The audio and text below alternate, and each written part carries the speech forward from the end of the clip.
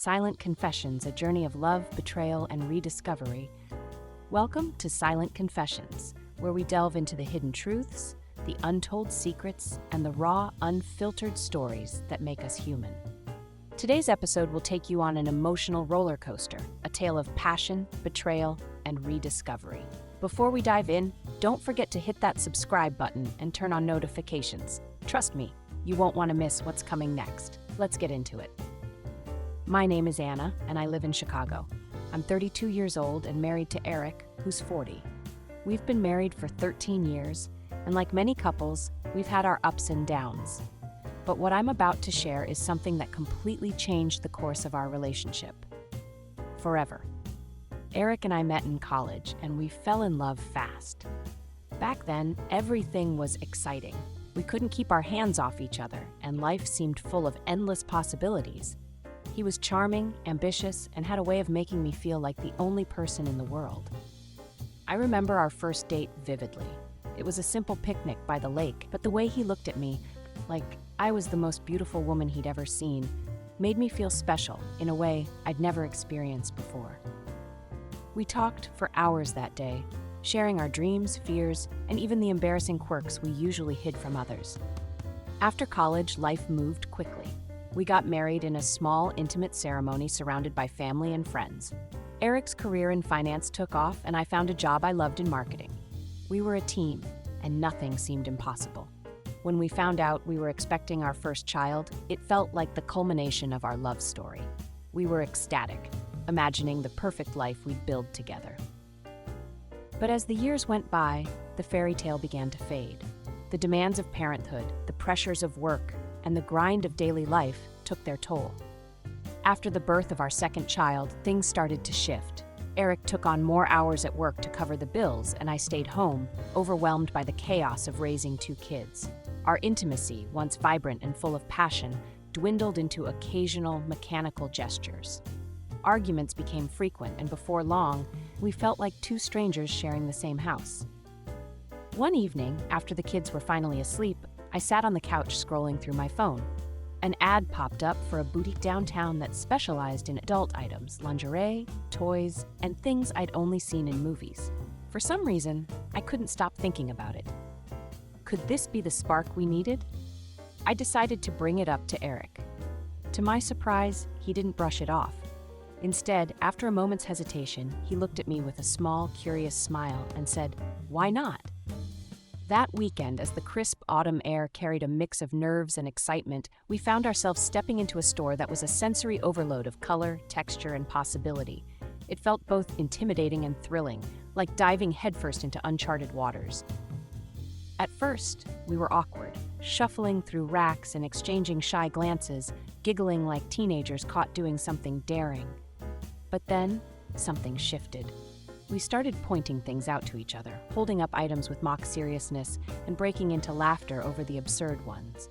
Slowly but surely, we eased into the moment, allowing curiosity to take over. For a few weeks, it was like we were newlyweds again. We tried new things, stayed up late talking, and even went on a few dates. One evening, we danced in our living room, laughing so hard we forgot about the dishes in the sink or the laundry piled up on the couch. It felt like we were rediscovering each other, peeling back the layers of stress and routine to find the love that had brought us together in the first place. But as quickly as it started, the magic faded. The lingerie ended up forgotten in the back of a drawer, and the toys gathered dust. We slipped back into the same routines, and the distance between us grew again. I refused to give up. One Friday night, I convinced Eric to join me at a club downtown. It was loud, packed, and buzzing with energy. I felt alive as I hit the dance floor, letting the music take over.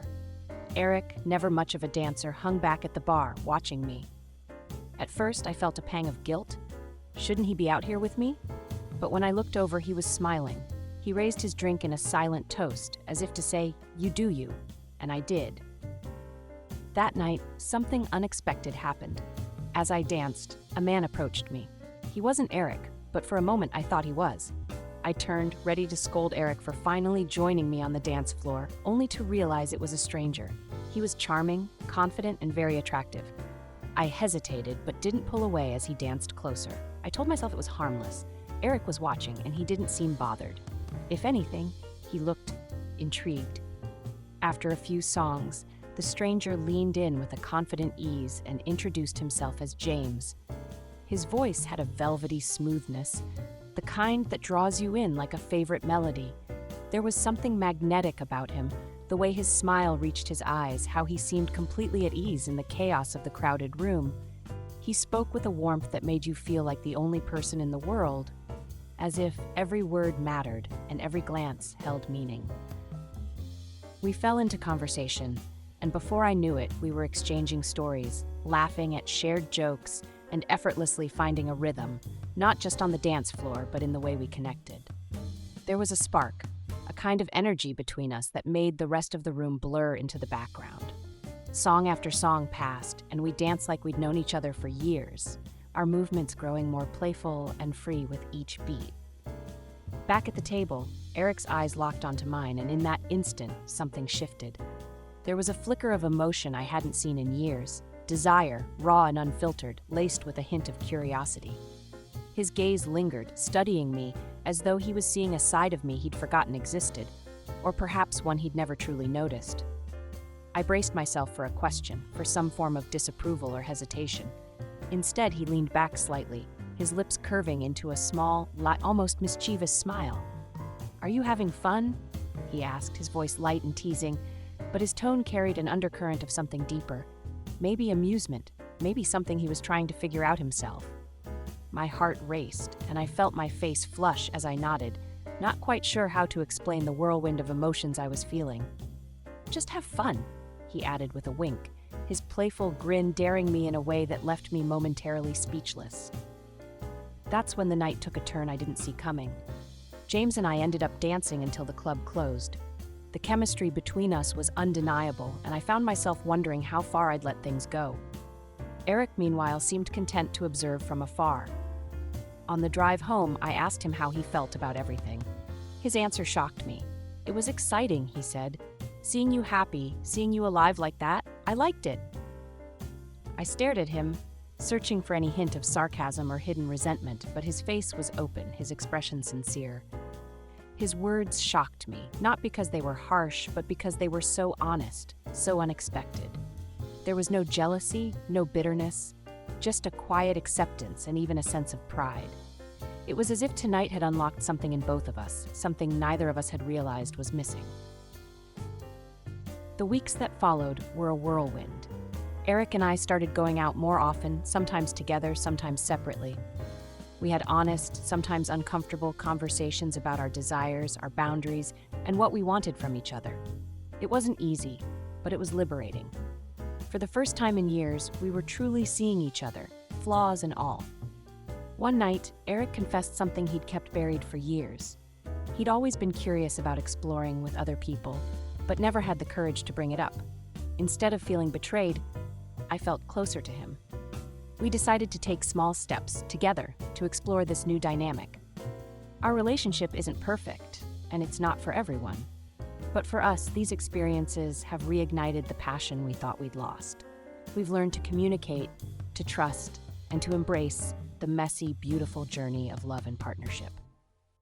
If you've made it this far, thank you for listening to our story.